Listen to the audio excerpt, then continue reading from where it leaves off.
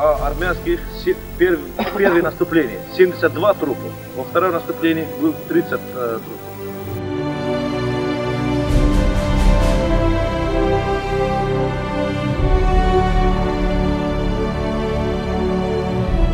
Müharibədə mənə gəlir, müharibə elə bir şeydir ki, müharibə gedəndən sonra oradan geri gələ bilmirsən. Yəni müharibə səni çəkir. Sən fəxr edəcəksən ki, qardaşın Qarabağda ölübdür.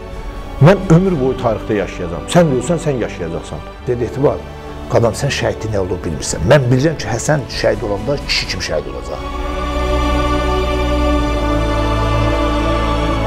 Yəni ki, ermənilər elə bir günə düşmüşdülər ki, meyitlərini çıxarmaq üçün imkanları yox idi. Çatdırmırdılar. Həmənki əskərlər Məhərrəm Seyidovun əskərləri idi, Məhərrəm Seyidovun batalyonu idi. O özünə sığışdıra bilmirdi ki, həmişə deyirdi ki, bunlar torpaqsız, vətənsiz bir millət olur, ermənilər.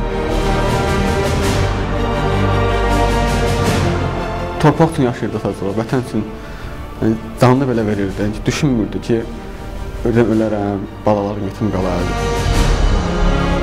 Məhərrəm belə yaşamalıydı, mənə elə gəlir ki, elə Məhərrəm belə də ölməliydi, Məhərrəmə başqa cür ölüm yaraşmazdı. Arzum budur ki, bir neçə vaxtdan sonra hamımız Gələcək Düzənəyin, Azərbaycan torpağının bütün nöqtələrində və hər ban biz orada əskər marşı oxuyalım.